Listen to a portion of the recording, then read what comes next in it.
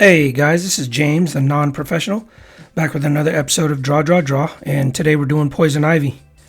Now, there's nothing in particular that I want to focus on with regards to this drawing.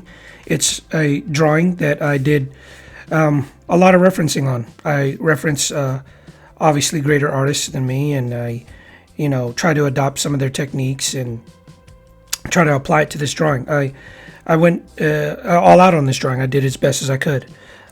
But I applied, as you can see there, some of J. Scott Campbell's techniques with regards to hair and the eyes that he typically does. And of course, I'm going to imitate a lot of Michael Turner's techniques. So you see the form there, the body shape and the musculature around the arms and the ivy leaves, which you'll see later in lines and in inks. They look very similar to what how Michael Turner actually drew Poison Ivy. And I did these little pod plants. I got inspiration from Little Shop of Horror. For those who haven't seen it, it's about this guy who grows this pod plant, and it's an alien pod plant, and it actually needs human blood in the beginning, and then wants, actual human like meat in order to grow. In Todd McFarlane's work and in Greg Capullo's work, you see a lot of these tiny little, textures in the skin, and there's the Violator. You'll see like these, sort of nodules or bumps or sort of warts all over the skin of this demon, whatever Violator is. He is a demon. And I use that sort of texture to, I put that texture on the pod plants there. So I'm just an amalgamation of just a bunch of different influences, really. Very rarely do I have a technique that is my own that I created. I learn from a lot of other people, and I think it's good to, and I think that's a good way to learn. I think that you learn people's techniques so well that eventually you will learn, that you will know how to break those rules. You know something so well that you know when the appropriate time is to break the rules, and that's how you start off. You start off in humility, just learning from other people that you know are superior to you in what it is that you're trying to learn, what you endeavor, and eventually you'll reach a point where you may not have mastered it beyond what they have done, but you've mastered it well enough that you know when to deviate from those rules and sort of make your own way. I don't know that I've gotten there yet, but well, it remains to be seen. We'll see. So we are doing some lines now. So let's keep these lines super tight. Pin down those definitive details, as I say in every single one of my videos.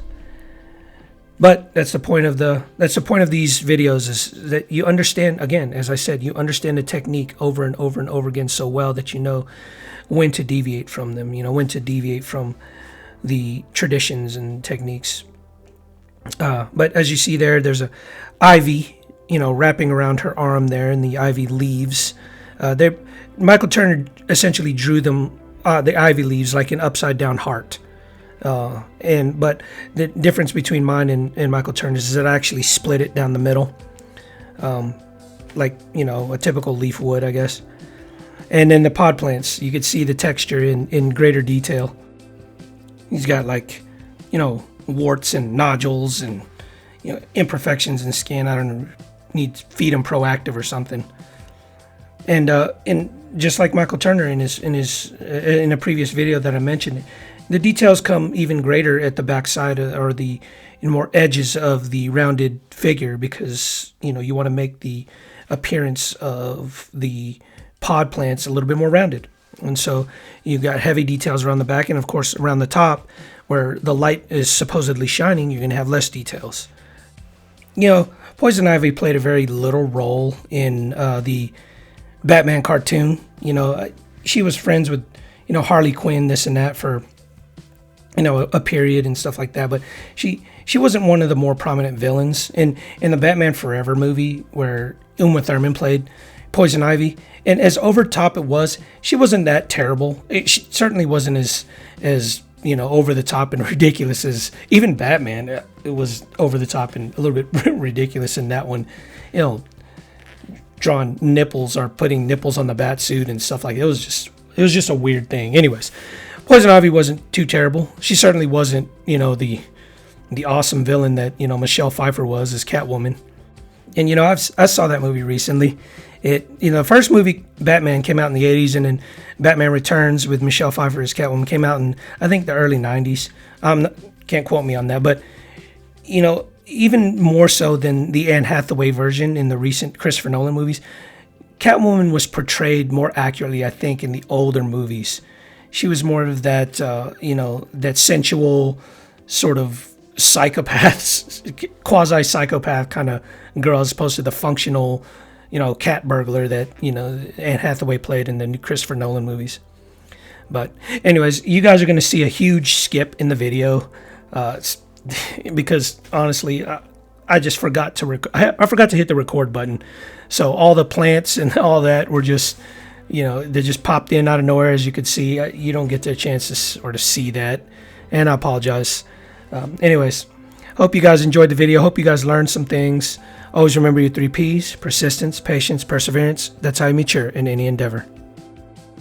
Hey guys, if you like my content, please like or comment below. And if you want regular updates, please subscribe to my channel. Thanks for watching.